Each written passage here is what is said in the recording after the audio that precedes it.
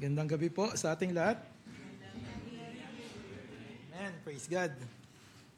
Tayo po ay nasa more than kalahati na tayo ng taong 2025. Ano po? Napakabilis.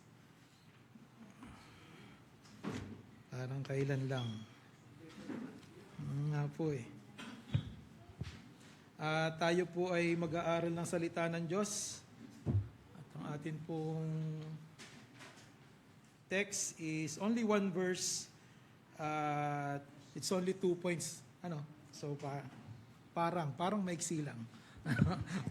parang maiksi lang. Amen. Praise God. So before we start po, please join me po sa maiksing panalangin. Yes, Lord, once again, Panginoon, Diyos na makapangyarihan sa lahat. Kay buti-buti mo, Lord, muli po kami po ay nagpupurit, nagpapasalamat sa inyo. Maraming salamat po, Lord, sa gabing ito na kami po inyong muling pinagsama-sama para po magbigay ng dalangin sa inyo, Lord God, manalangin, Panginoon. Salamat po muli sa bawat kapatiran po, Lord, na nagtaya po ng oras sa mga ganitong gawain, Panginoon. At ganun din po, Lord, dalangin po namin ng amin pong mga kapatid na wala pa po dito, Lord, sila po inyong ingatan, proteksyonan, Panginoon, at gabayan niyo po, Lord God. Lord, salamat pong muli sa opportunity na pinagkaloob niyo po sa gabing ito, sa inyo pong lingkod, para po magbahagi ng inyong salita. Lord, dalangin ko po, Panginoon, na kayo lamang pong maitaas, mapapurihan, mapasalamatan, Panginoon. Itago niyo po ako sa inyong presensya, Lord God. At nawarin po, Panginoon, na patuloy sa aming pag-aaral, kami po ay mas lalong lumalim, Panginoon, na makilala namin kayo. Ito po ang aming samot dalangin. In Jesus' name we pray. Amen. Sabi ko nga po isang verse lang. At ang atin pong pag-aaralan ay is all about when prayer, title po pinamagatang, when prayer considered abomination. So, mayroon palang ganun, When prayer considered abomination. Kasuklam-suklam. Nakakalungkot. At ang atin pong text is on Proverbs chapter 28, verse 9.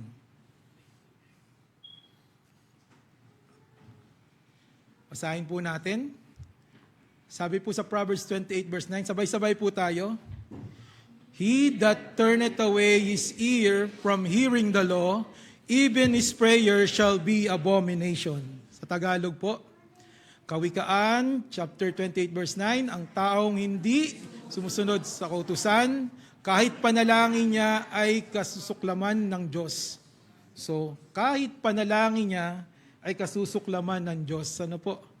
So, especially, either it's a believer or non-believer, pero ito, ang Book of Proverbs po kasi, most of it's talking about teaching about principles. More on principles. Life principles. So, sabi po rito, ang Proverbs are simple moral statements that highlight and teach fundamental realities about life. At alam po natin kung sinong sumulat nito. So nagtuturo raw sa moral statements. At sabi po, isa pa po, Proverbs contain a gold mine. So, of biblical theology reflecting themes of Scripture brought to the level of practical righteousness. Sabi po sa Proverbs chapter 1 verse 3, to receive the instruction of wisdom, justice and judgment and equity.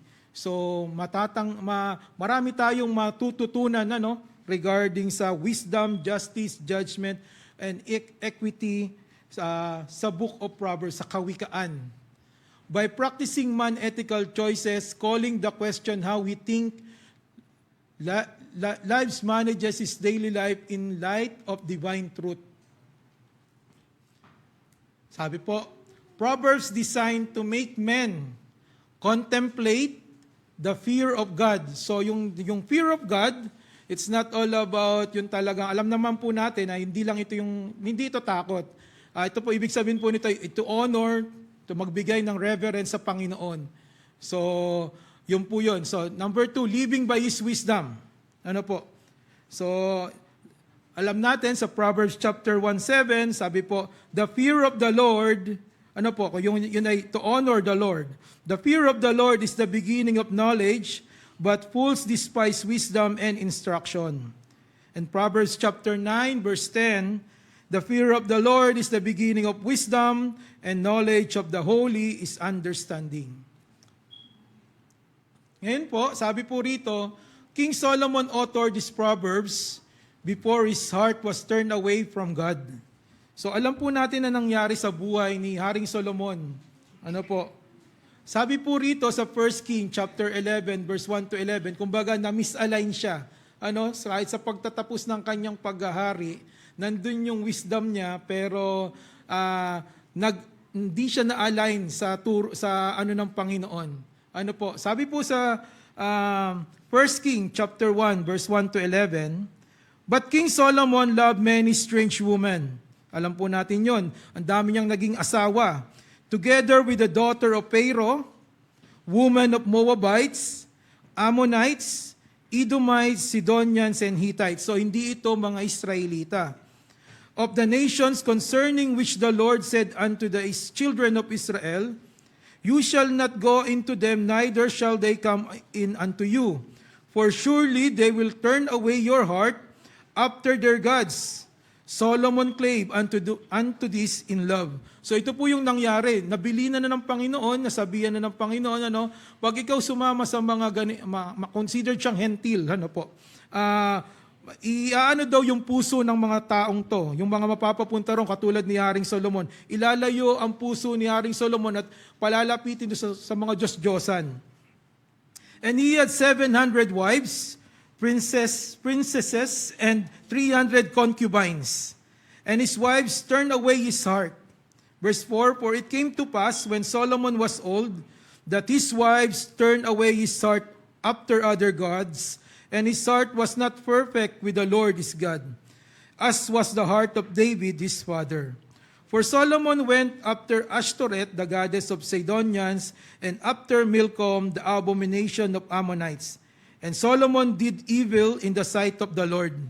So dahil sa kanyang pagmamahal, doon sa kanyang 700 na asawa, sa kanyang concubines na 300, nagpagawa siya ng mga high places o mga chapel o mga simbahan na hindi kaaya-aya sa paningin ng Panginoon. Ito'y para sa mga Diyos-Diyosan.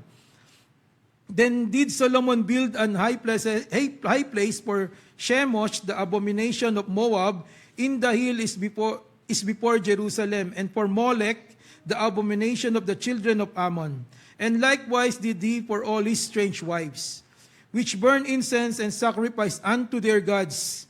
And the Lord was angry with Solomon, because his heart was turned from the Lord God of Israel, which had appeared unto him twice, and had commanded him concerning this thing, that he should not go after other gods, but he kept not that which the Lord commanded. Verse 11, wherefore the Lord said unto Solomon, for as much is this done of thee, and thou hast not kept my covenant and my statutes, which I have commanded thee, I will surely rend the kingdom from thee, and I will give it to thy servant. So alam po natin, after the reign of Solomon, na-divide yung kaharian from Israel and Judah. At after nun, sa lahat ng mga naging saling lahi, ng mga naging hari, hindi na po naging, lahat po sila ay lumayo sa Panginoon.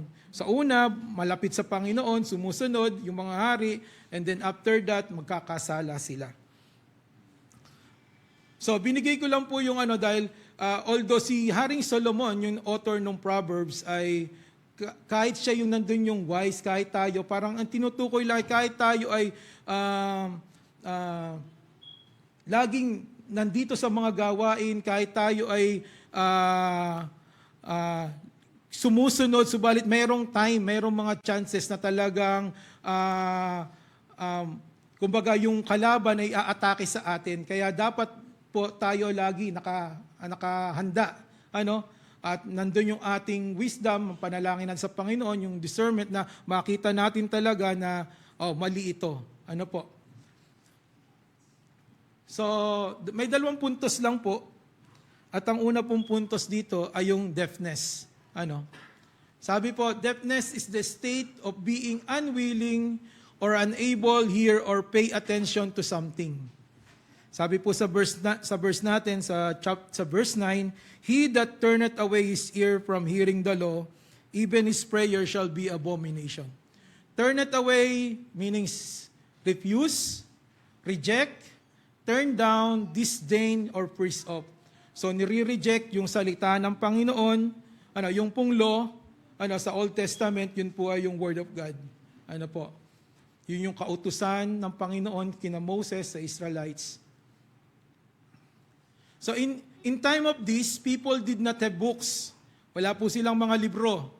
The only way they would know what was in God's Word was to listen when public reading of the Word took place. So ang ating tema ngayong July is all about the deep listening. So sabi po rito, in time of this, nung panahon pong mga yon, wala pang libro. So more on, nagkakaroon lang po ng public speaking o public reading, yung mga high priest o kaya yung mga hari. So meron po tayong babasahin mga verses na kung saan nandun yung public reading at saka yung kautusan na dapat hindi isawalang bahala. Sabi po rito sa Deuteronomy chapter 31, verse 9 to 13, And Moses wrote this law, and delivered it unto the priests, the sons of Levi, which bear the ark of covenant of the Lord, and unto all the elders of Israel. And Moses commanded them, saying, at the end of every 7 years, ito pong time na to, ito po yung transition period, na kung saan si Moses ay matanda na, papaltan na siya ni Joshua, at siya ay nagbibigay na ng mga instruction. So sabi po rito sa verse 10, And Moses commanded them, saying, at the end of every 7 years, in the solemnity of the year of release, in the Feast of Tabernacles, when all Israel is come to appear before the Lord thy God in the place which he shall choose, thou shall read this law before all Israel in their hearing. So dapat laging basahin. Laging i-remind, laging ipaalala. So napakahalaga po ng mga gawain natin na lagi tayong nakakapakinig ng salita ng Diyos, ang Bible study, lalong-lalo na po ang worship service, yung pong pagtuturo ng mga pastor. So, sabi po, gather the people together. Lahat ng tao nagsama. Just imagine po nung time na yon, kung walang libro, wala pang books at wala pang marunong magbasa, lahat sila pupunta. Kung ba tayo kung time natin yun, lahat tayo pupunta doon. Kasi makita nyo po, kung i-imagine niyo po yung kanilang mga reaction dyan, they were very happy. Meron dyan mga iiyak. Talaga sabik na sabik sila na makapakinig ng salita ng Diyos. Sabi po rito, gather the people together, men and women and children and thy stranger that is within thy gates, that they may hear and that they may learn and fear the Lord your God and observe to do all the words of this law. Verse 13, and that their children, which have not known anything, may hear and learn to fear the Lord your God, as long as you live in the land whither ye go over Jordan to possess it. So kahit po tayo, may mga anak tayong katulad ni Sela, huwag tayong mahiya na dalhin dito sa church. Kahit yan hindi marunong makinig, isama natin. Ilagay natin sila rito, yung mga anak natin. Kasi sabi nga rito, at that their children which have not known anything, pero may hear and learn to fear the Lord your God. At nakakatuwa rin po kasi pag nakakita tayo ng mga maliliit dito na bata, ito kasi yung next generation ng QEC. Tayo, mawawala tayo, ako mamamatay ako. So talagang nandyan yung mga bagong generation, sina Bachi, sina Nathan. So walang pinipili po, kaya yung pagpunta natin sa mga ganitong gawain, kahit sino, sabi nga stranger, isama natin. Sabi po sa Joshua, ito naman po yung time na Joshua chapter 8 na kung saan ay natalo nila yung AI o yung I. Sabi po rito, after nilang matalo, although sila'y nagkamali, nagkasala sila nung kay Achan, Sabi po rito, and all Israel and their elders and officers and their judges stood on the side, the ark, and on the side before the priests, the Levites, which bear the ark of the covenant of the Lord, as well the stranger. As he that was born among them, half of them over against Mount Gerizim, and half of them over against Mount Ebal, as Moses, the servant of the Lord, had commanded before.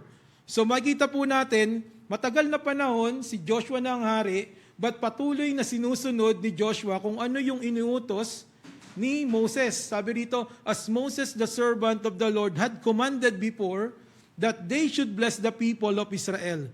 And afterward, he read all the words of the law. So hindi lang po ito, kaya tayo, ito, ilang oras lang tong gawain. Pag minsan tayo pa'y parang napapagod, inaantok, or iba ang ginagawa, nagse-cellphone, ano. So hindi ganon. Sabi, alam niyo po kung titingnan po natin to, meron pa dyan, 7 days, talaga puro reading of the law. So talagang sila, parang nandun yung kasabikan. So sabi po rito, and afterward he read all the words of the law, the blessings and cursings. So ito po, hindi lang kasi ang salita ng Diyos ay puro magaganda, no? Sabi nga, ano, ito is a double-edged sword.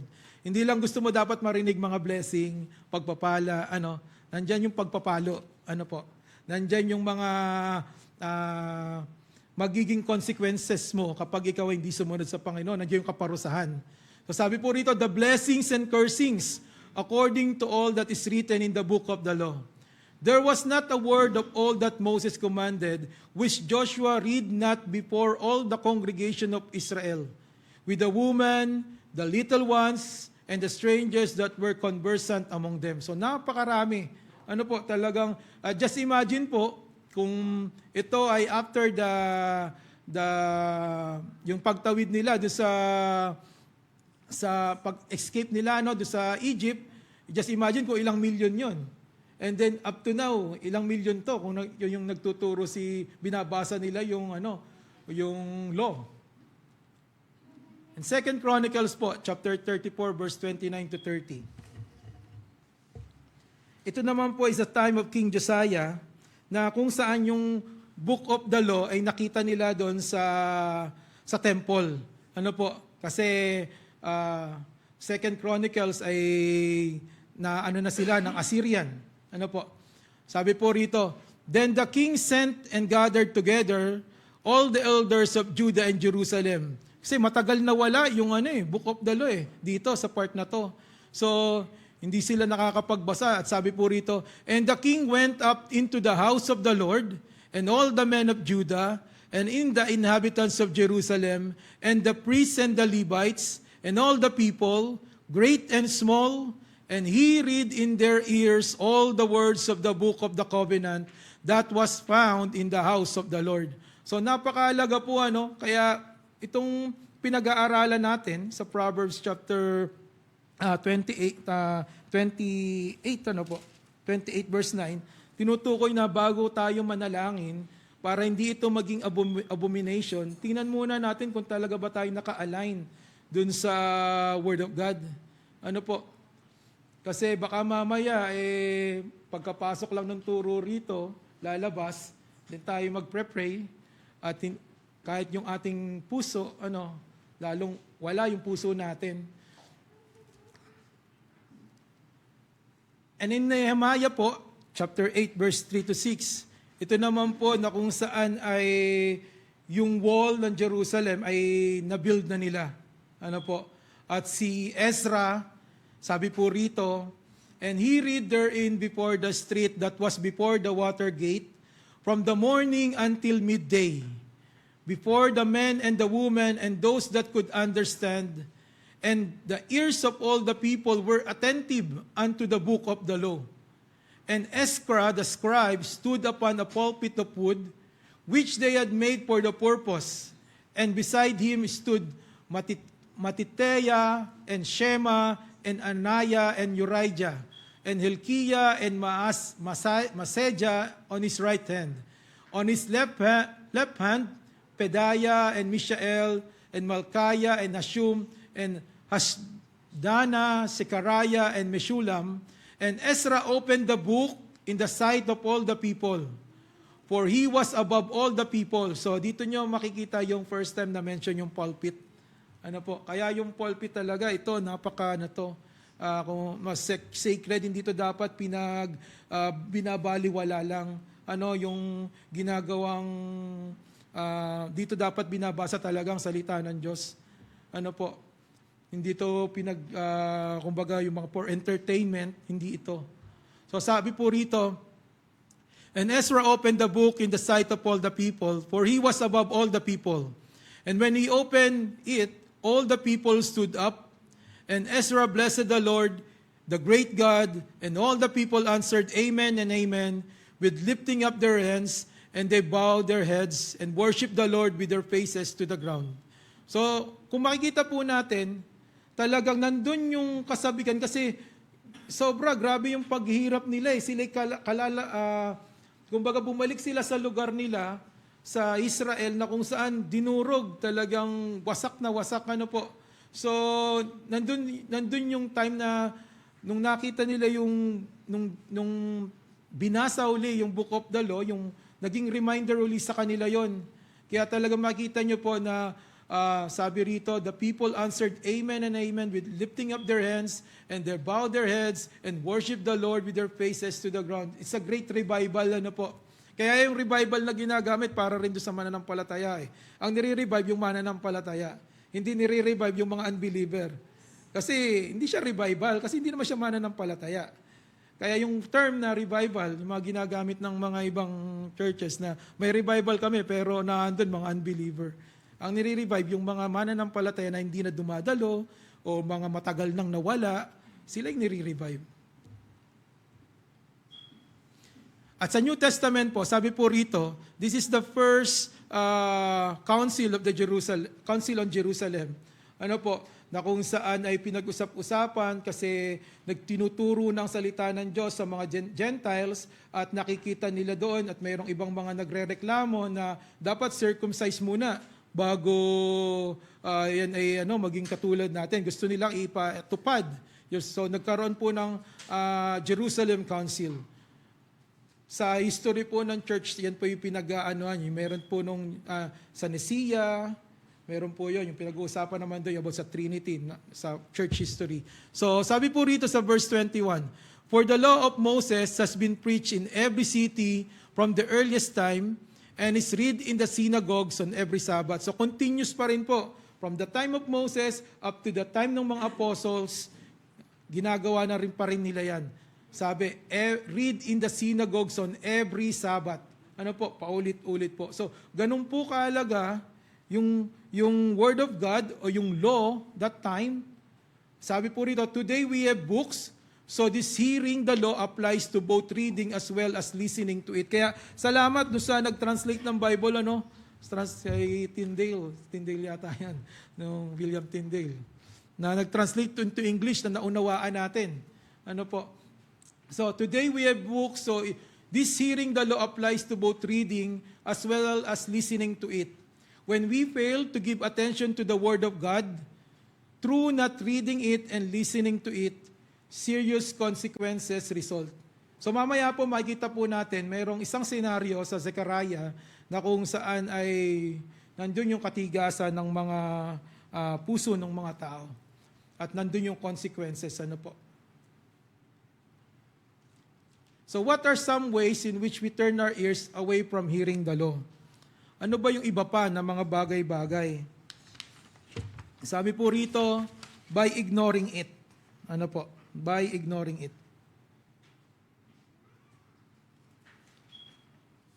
Sabi ko po rito, may sinulat ako rito, na, but sad to say, we have so many reasons sometimes. We are just too busy, we forget to read the Bible daily. Bago po tayo pumunta dyan. But we're never too busy to catch up on the daily news. Although hindi po masama naman yun, tayo updated sa current events, but yung pagbabasa ng Bible, nadidisregard natin minsan. At nandun tayo, pagdating sa balita, hindi tayo nagiginamang busy. Magre-reason tayo, busy ako, hindi ako makakadalo sa gawain. Pero mamaya makikita mo, updated, naka-online. naka-online sa Facebook o something pong ganon. And we're never too busy to see what people, celebrity doing, or know the latest trending on social media. Ako po'y guilty po sa ganito. Kaya itong pag-aaral natin talaga, lahat tayo natututo. So, ito po yung katotohanan. We don't give attention or least attention to the word because we are not interested in it. So, yun ang nakakalungkot po. Kung tayo lagi ay patuloy na magko-complain, o sasabihin natin busy tayo, hindi tayo makakadala sa mga ganitong gawain, ay nakakalungkot kasi sinasabi, hindi raw tayo interesado. Kaya ako, pinapanalangin ko yung mga nagbabasketball. So, ang dami natin doon na makasama natin sila rito. Mag-open lang sila ng isang venue para makapag-Bible study. Nandiyan tayong lahat. Kami na Kuya Ray para makapagturo sa kanila. At siyempre tayo yung mag-uumpisa. So,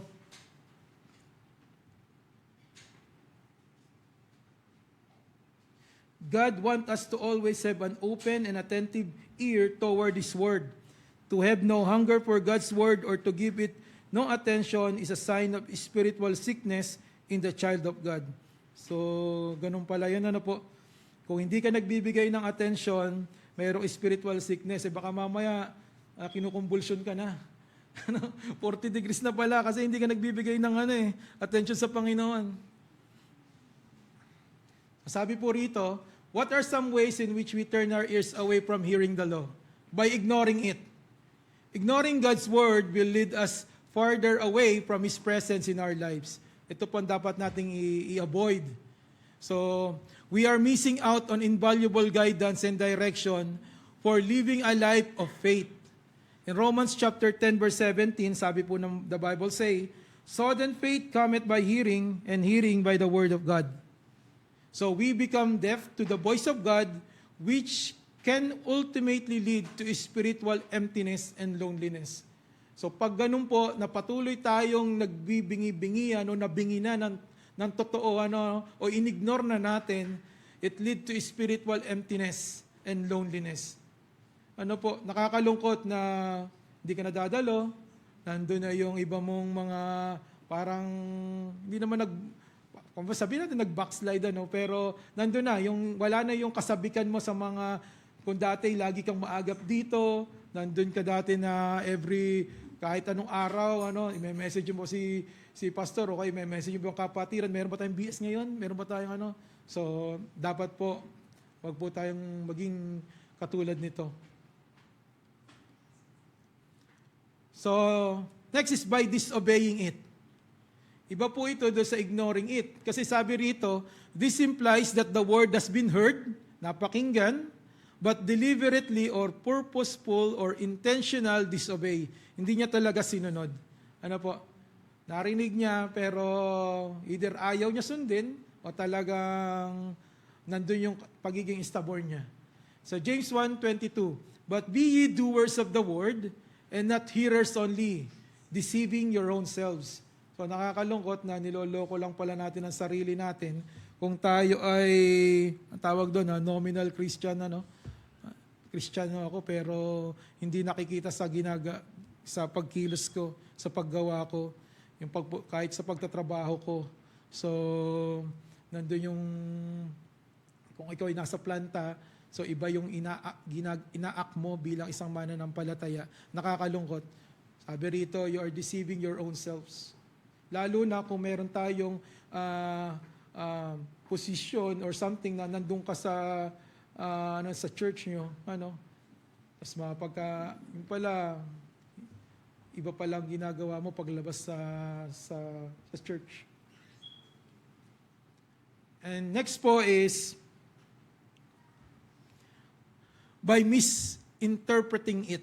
So what are some ways in which we turn our ears away from hearing the law? By misinterpreting it.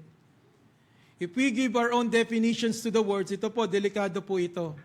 If we give our own definitions to the words, phrases, or paragraphs, ignoring the context and author's intent, we are turning our ears away from the real message. Sabi po sa 2 Timothy chapter 2 verse 15, sabi ni Paul kay Timothy, "Study to shew thyself approved unto God, a workman that needed not to be ashamed, rightly dividing the word of truth." So nandun, dapat daw correctly handle the word of truth. So nakakaano po ito yung, kaya nga sabi sa number one, sa Bible study, to have an effective Bible study is to let the Bible interpret itself. Ano po, hindi kailangan na kahit ikaw magaling, ikaw ay mag-i-interpret, hindi po, Bible po mag-i-interpret. Huwag niyong pilitin, huwag nating pilitin. Nandiyan ang Holy Spirit na magtiteach sa atin, mag-guide sa atin para turuan tayo kung ano yung nakasulat sa Bible. Sabi po rito, meron na ito, I remember ito tinuro sa akin last time regarding po sa rules of interpretation. So sabi po rito, interpret literally muna. Actually 7 yan. Merong special cases. So sabi, interpret literally. Kung nakuha mo na yung verses, interpret mo yung context, yung buong context, yung buong chapter or buong passage. Then, interpret in view of history and culture. Importante po ito. Dapat maunawaan natin ano ba yung mga history that time at ano yung kultura ng mga Jew. Kasi marami doon Halimbawa, yung kasal, sa kasal. Iba yung kasal nila sa kasal natin ngayon. 'Di ba? One day lang yung kasal natin. Sila almost more than. 'Di ba? Matagal. So, dapat maunawaan natin yung mga kultura ng mga Hudyo at saka yung history nila. Saka yung, sabi nga doon, yung atmosphere. Yung nagsasalita yung author, dapat maunawaan po natin ano ba yung nangyayari that time. Bakit si Paul ay galit? Bakit ang mga Corinthians ay ganito? So dapat makita po natin yon. Tapos, number 4 po, interpret in view of literary form. So, meron po kasing prose, may narrative, katulad ng Book of Acts. Yung Romans, full of doctrines. Then prophecy, yung Revelation, yung Daniel, so poetry, parables, and Proverbs. So, nandyan yung Psalms, nandyan yung Proverbs, nandyan yung Ecclesiastes. So, sabi po rito sa number 5, interpret in view of other parts of Scripture. Ibig sabihin po, yung Bible po, hindi po siya nagko-contradict sa iba. It should be, wala pong contradiction po dun sa Bible. So, interpret in view of other parts of Scripture. And interpret the view of theological consistency. So, who is God here in New Testament and who is God here in Old Testament? Iisa lang po yan. Kasi may ibang nagtuturo na masyado, malupit daw yung sa Old Testament. Malupit. Dito naman sa New Testament, mabait daw. But it's not. It's not the way. Hindi po ganun yun.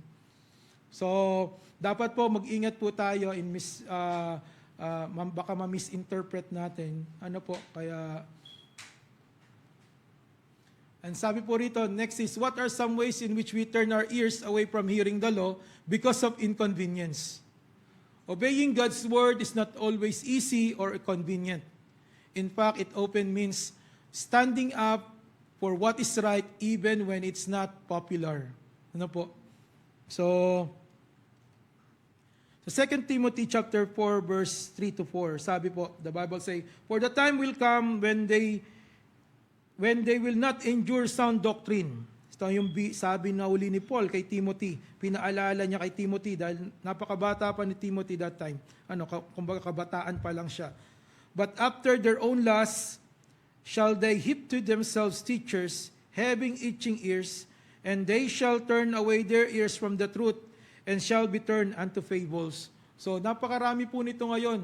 Kaya dapat nag-iingat tayo, na dahil sa inconvenience sa mga napapakinggan, si kapatid umalis na dun sa church. Hindi na ako dyan kasi hindi siya makampante, Kumbaga, ang gusto lang niyang marinig, yun, si Blessing. Yun, si Blessing, mable-bless ka. Next week, mable-bless ka. Uy, financial. Uy, ganun, papasyal or something. Hindi po ganun. Hindi po ganun ang Bible. Hindi ganun salita ng Diyos. Sabi po rito, professing Christians nominal believers in the church follow their own desires and flock to preachers who offer them God's blessing apart from His forgiveness and His salvation apart from their repentance. So yun, minsan disregard yun ng mga church, hindi na ituturo, dahil yung pastor ay natatakot ng mawala ng miyembro, ay hindi na nagtuturo ng talagang sound doctrine. So dapat po hindi ganon. Dapat nagtuturo tayo sound doctrine, kahit yan ay maunti lang ang miyembro mo, at least biblical ang tinuturo mo. Hindi tayo natatakot, umunti man tayo, dumami tayo. Ang mahalaga yung Word of God. So sabi po rito, they want to be entertained by teachings that will produce pleasant sensation and leave them with good feelings about themselves. So nakakatakot kasi marami na rin ganyan. Yung mga talagang gusto lang nila, ang gusto lang nilang mapakinggan ay yung talagang mapakasarap sa tenga. Pero kapag talaga pagkasalanan ng tinutukoy, ikaw ay nire-rebuke ng pastor, yun, nababad trip ka na, na na yung tenga mo. Si pastor, ako na naman yung nanan. So, hindi po dapat ganon. So, their goal is that men preach to suit their own desires. Under those conditions, people will dictate what men preach rather than God dictating it by His Word. Dahil po sa marami ng mga professing Christian, so sila na yung nagko-control doon sa magtuturo. Sila yung magko-control sa pastor. Ito ituro, ito yung So rather na yung God ang mag-dictate, kaya nga, kung ano ang kailangan, mostly yung mga pastor, nakikita ko, kung ano yung kailangan ng mga sheep mo, kung anong kailangan ng mga kapatiran, yun ang ituturo mo. Yun ang iyari. Kasi yun ang, kung may pagkakasala sa ganito, kung may pagkakasala sa adultery or something sa hindi ng oras sa Panginoon, ituturo niya dapat yon. Hindi siya dapat natatakot. And number 2, sabi ko nga po, 2 point lang yan. Maiksi lang. Disregard, when there is deafness, ignoring, disobeying, yung sinabi natin, misinterpreting, inconvenience from hearing the law, ito po yung nakakalungkot. The God will disregard our prayers. Sa atin pong text.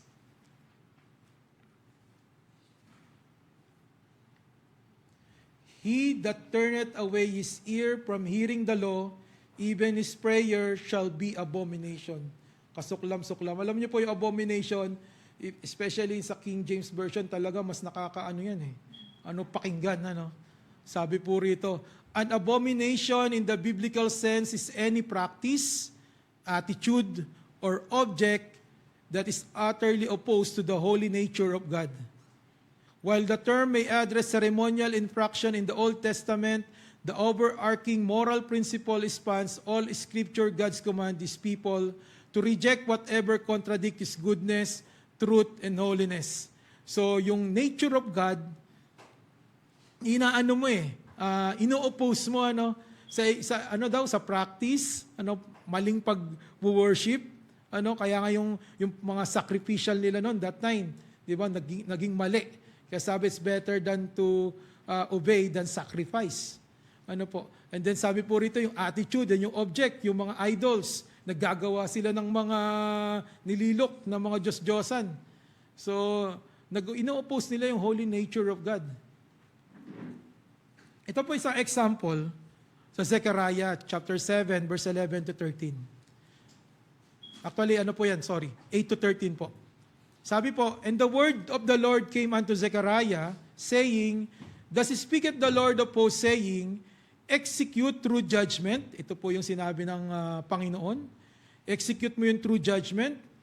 Show mercy, and compassions every man to his brother. And oppress not the widow, nor the fatherless, the stranger, nor the poor. And let none of you imagine evil against his brother in your heart. Subalit, ito po yung naging reply, naging response ng mga tao. Sabi po sa verse 11, but they refused to hearken, hindi nila pinakinggan, and pulled away the shoulder, and stopped their ears, that they should not hear, Ye they made their heart as an adamant stone, lest they should hear the law and the words which the Lord of hosts has sent His Spirit by the former prophets. So kahit yung mga former prophets pinatay. So therefore came a great wrath from the Lord of hosts. Therefore it is come to pass that as he cried and they would not hear. So they cried, kung yung mga taong to umiyak, tumiyak o tumawag sa Panginoon, o they cried, sila ay kakausapin nilang Panginoon. Sabi po rito, and I would not hear, said the Lord of hosts. Na Isaiah 59 verse 2, but your iniquities have separated between you and your God, and your sin have hid His face from you, that He will not hear. So God's word is clear. If we are disobedient and have sin in our hearts, He will not hear us when we pray. This is a warning that should not be taken lightly. Ano po?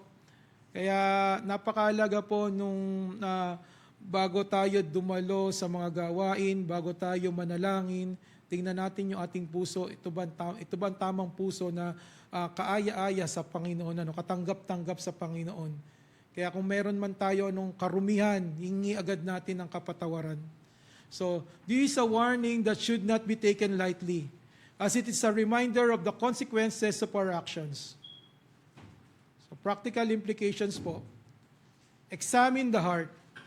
Scripture urges self-reflection to reveal areas of life that might block prayers from being heard. Examine natin muna po yung ating puso. Seek repentance and faith. Turning away from sin and trusting in the work and resurrection of Christ removes the barrier that makes prayer abomination. And number 3, pursue right use living. Though believers are not sinless, a pattern of disobedience and humility please God and opens communion in prayer. Ayan po, tapos na po tayo. Sa conclusion po, the core reasons of prayers can become an abomination to God, a refusal to hear and obey His instruction. Ano po? Refusal to hear and obey His instruction, combined with the hypocrisy that attempt to offer worship or prayer while actively rejecting His ways. So, nakakaano pa rin kasi akala natin tama yung ating pag-worship sa Panginoon. Yung pala sabi rito, combined with hypocrisy that attempt to offer worship pero actively nire-reject natin yung kanyang mga kanyang salita. So prayers become offensive when they proceed from hardened hearts that rejects God's righteous standards. When we are choosing rebellion against righteousness, persist in unrepentant sin, and refuse to submit to the authority of God. Amen po. Tayo po'y manalangin. Diyos amang makapangyarihan sa lahat, muli po Lord, kami po'y nagpapasalamat sa inyo sa inyong salita, Panginoon, na aming napakinggan, sa inyong salita na aming tinuro, Panginoon. Maraming salamat po, Lord, sa gabing ito. Nawa, Panginoon, na hindi lang ito aming napakinggan, kundi ito'y tumatak sa aming puso, sa aming isip, na naging malinaw po sa amin, Panginoon, na yung aming panalangin, Panginoon, we need to make sure, Panginoon, na kami ay naka-align sa inyo, sa inyong salita, na kami ay sumusunod sa inyong mga salita, na amin tong ginagawa, sinasabuhay, Panginoon. Panginoon, kung ano man pong karumihan ng aming puso, Panginoon, ngayon, kami po ay humihingi sa inyo ng kapatawaran.